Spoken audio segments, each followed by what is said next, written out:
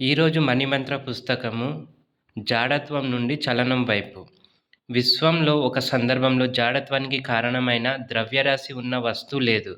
వస్తువు లేకుండా అయస్కాంత తత్వానికి అస్తిత్వం లేదు. కదిలే విద్యుదావేశాలు లేకుండా అయస్కాంత తత్వం రాదు. సో, ఈ సూత్రం ప్రకారం తీసుకుంటే ఈ విశ్వంలో ప్రతీదీ కదిలే తత్వం కలిగి ఉంటుందనేది అర్థమవుతుంది. అంటే మీరు డబ్బు, సంపద కొరకు ఏ ప్రయత్నాలు చేయడం లేదంటే జాడత్వంతో ఉన్నారనమాట. కానీ సృష్టిలో జాడత్వానికి కూడా ఒక కదలిక ఉందనేది నిజం. జాడత్వంతో కూడుకున్న పర్వతశిల కూడా ఒక శిల్పంలా మారి మానవ సమాజంలో పూజలందుకున్నప్పుడు మీకై మీరు ఎందుకు కదలలేరు? యెస్. ఎప్పుడైతే మీరు మీ ఆలోచనల ద్వారా డబ్బు, సంపద వైపు కదిలారో, ఆ మరుక్షణం మీ కొరకు ఐశ్వర్యం కదలడం మొదలవుతుంది. మీ యొక్క ఆలోచనల పరంపర వేగాన్ని బట్టి అవి మీరు పొందడం జరుగుతుంది. కావున కదలకుండా ఉండే మీ మనస్తత్వాన్ని పక్కన పెట్టి, మీ ఆలోచనలైనా కదిలించే చిన్న ప్రయత్నం చేయండి. యెస్. ఒక్కసారి డబ్బు, సంపద వచ్చి పడిందంటే వాటి యొక్క వైబ్రేషన్ మిమ్మల్ని కదుపుతూనే ఉంటుంది. వాటితో కలిసి మీ ఆనందకరమైన జీవితాన్ని గొప్పగా, ఉన్నతంగా సమాజంలో మీరు డబ్బు, సంపదతో కూడి గౌరవంగా శిల్పంలా పూజలందుకోవాలని కోరుకుంటూ శ్రీ డాక్టర్ ఆచార్య అనంత కృష్ణ స్వామి గారు. Thank you sir. Thank you so much. ఖచ్చితంగా మేము ఎంతైనా సంపాదిస్తాము, ఎంతైనా ఖర్చు పెడతాము, ఏదైనా చేయగలం. ఎందుకంటే మాకు డబ్బు, సంపద, ఐశ్వర్యం అనే మహాసముద్రమైన సబ్జెక్ట్‌ని చాలా సులువుగా అందించినందుకు మీకు నా కృతజ్ఞతలు, కృతజ్ఞతలు, కృతజ్ఞతలు. Thank you sir. Thank you so much. And ఇంకో పేజ్‌కెళ్దాము.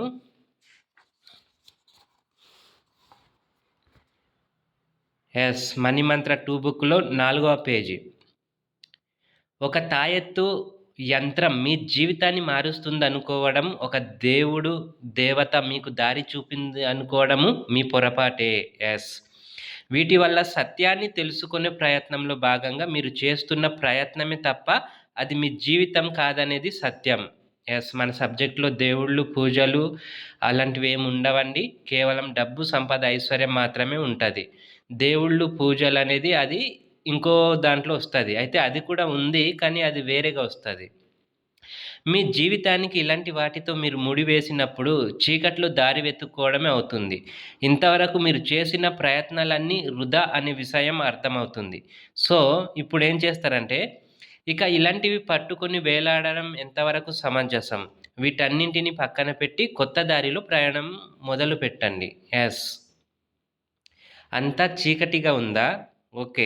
దాన్ని తుడిచిపెట్టి ఇప్పుడు కొత్త దారిలో ప్రయత్నిద్దాం. ఏం పర్వాలేదు. కొద్దిగా ప్రయాణం చేయండి. మీ అంతరంగంలో జ్యోతి వెలిగేంత వరకే, వెలిగిన మరుక్షణం దారంతా వెలుతురే. ఈ కొత్త దారిలో అంతా డబ్బు, సంపద, ఐశ్వర్యమే. ఒక్కొక్క అడుగు వేస్తున్న కొద్దీ మీకే అర్థమవుతుంది. ఇప్పటి వరకు ఏదో తెలియని అంధకారంలో మీరు మగ్గారు. మీరు సృష్టించుకున్న ఈ దారిలో అంతా కొత్తదనమే. మీరే ఒక మహారాజు, ఒక మహారాణి. అన్నింటినీ శాసించవచ్చు. మీకు కావలసిన ప్రతీదీ సృష్టించుకోవచ్చు. మెల్లిగా చంద్రునిలో వెన్నులను ఆస్వాదించవచ్చు. ప్రకృతితో మాట్లాడవచ్చు. ప్రతి చెట్టు, పుట్టతో స్నేహం చేయవచ్చు. మీరే అంతటా వ్యాప్తమై విశ్వ చైతన్య జుర్రిలో అనంతంగా మారిపోనువచ్చు. సో, ఒక్కసారి ప్రయత్నించండి. మీ చీకటిని దూరం చేసి మీ యొక్క జ్యోతిని వెలిగించుకొని ఒక్కసారి ప్రయత్నించండి. ఈ సృష్టిలో మీరే అనంతంగా మారవచ్చు. మీరు ఎక్కడుంటే అక్కడ మీకే సేవలు, సేవకులు అన్నీ సిద్ధం చేయబడతాయి. మీరు అలా తయారవుతే. Thank you friends. Thank you so much. And channel subscribe చేసుకోండి. సబ్స్క్రైబ్ చేసుకోవడం వల్ల మీకు ప్రతిరోజు నేను కొత్త విషయాల్ని తెలియజేస్తుంటాను. ఈ బుక్‌లో ఉన్న ప్రతి అక్షరము మీకు చేరవేస్తాను. Thank you so much. And మణిమంత్ర 2 5వ పేజీ చూసుకుందాం. పూర్వజన్మ కృత పుణ్యం పశుం పత్నిం ఆలయం సుత. గత జన్మ కర్మలను బట్టి పైవన్నీ లభిస్తాయని కర్మ సిద్ధాంతం చెప్పబడింది. అయితే మరి వాటిలో డబ్బు, సంపద గురించి చెప్పలేదే? అందుకనే మీరు వాటిపైన దృష్టి పెట్టుకొని డబ్బు సంగతి మర్చిపోయారు. అందుకే పేదరికం, డబ్బు లేనితనాన్ని అనుభవిస్తున్నారు. సో, ఇకపై వాటిని మరచి కేవలం డబ్బు గురించి మాత్రమే ఆలోచించండి. శాస్త్ర, పురాణాలు, ధర్మం ఆయా యుగాలు కాలానుగుణంగా మారుతాయి. సో, వాటినే పట్టుకొని వేలాడే ప్రయత్నం చేయకండి. కాలానుగుణంగా మీ ఆలోచనలు మార్చే ప్రయత్నం చేయండి. ఇది కలియుగం. కలియుగ నీతి డబ్బే ప్రధానం. 7 కొండలవాడికే వరహాల స్వామి ఉచితంగా స్థలం ఇవ్వలేదు. అంటే కలియుగంలో ఈ కలియుగంలో ప్రారంభంలోనే డబ్బు యొక్క ప్రాధాన్యత స్వామి మనకు తెలియజేశాడు. ఎందుకంటే అతను ఈ యుగం వాడే. డబ్బుని ముందుగా ప్రేమించండి, ఆరాధించండి, హక్కున చేర్చుకోండి. ఇక నుండి ప్రతి క్షణం మీ జీవితాన్ని డబ్బుతో ముడిపెట్టండి. వీలైనంత డబ్బు గురించే మాట్లాడండి. ధనవంతులతోనే స్నేహం చేయండి. ధనవంతుల గురించి వినండి, చదవండి, చూడండి.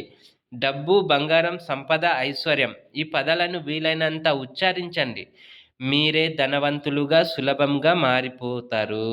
ఎస్, ఈ పనులు చేస్తే సరిపోద్ది. మీరు చేయాల్సింది డబ్బు కోసం ఆలోచించాలి, డబ్బు కోసం వినాలి, ఐశ్వర్యవంతమైన జీవితాన్ని అనుభవించడానికి సిద్ధంగా ఉండాలి.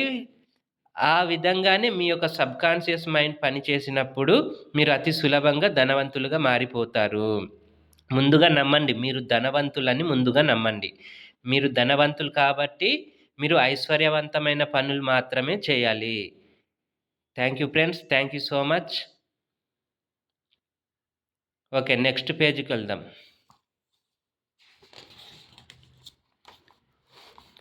మనీ మంత్ర బుక్ 2లో 6వ పేజీ. మీరు చాలా సులభంగా ధనవంతులుగా మారవచ్చు. ఎలా? మనోజపం మారుత తుల్యవేగం. మీరు కేవలం ఊహించినంత మాత్రాన వాటిని చేరుకోగలరు. ఎస్, ఇది నిజం. ఇక్కడ మీ మనసే హనుమ. మీకు కావలసినవి మీరు పొందడానికి కేవలం మీరు చేయాల్సింది మీ మనసు ద్వారా ఊహించడమే. ఎస్, మీకు ఏం కావాలంటే అది ఫస్ట్ ఊహించుకోండి. ఊహించుకొని దాన్ని నమ్మాలి. నమ్మిన తర్వాత అది మీకు అవకాశం వస్తుంది, దాన్ని పొందాలి. సింపుల్. ఎస్, ఊహించినంత మాత్రాన అయిపోతుందా? ఎలాంటి సమంజసం లేదు. మీరు చిన్నప్పటి నుండి ఊహించినవన్నీ ఇప్పటి వరకు మీ జీవితంలో ఎన్నో పొంది ఉన్నారు. ఒక్కసారి గమనించండి.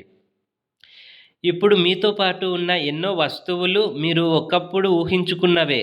ఊహించకుండా ఏది మీరు పొందలేదు. కావున ముందుగా మీకు కావలసినవన్నీ ఊహించండి, పొందండి. అలాగే డబ్బు, సంపద, ఐశ్వర్యం మీరెంత ఊహిస్తే, ఎస్, డబ్బు, సంపద, ఐశ్వర్యం మీరు ఎంత ఊహిస్తే అంతగా పొందగలరు.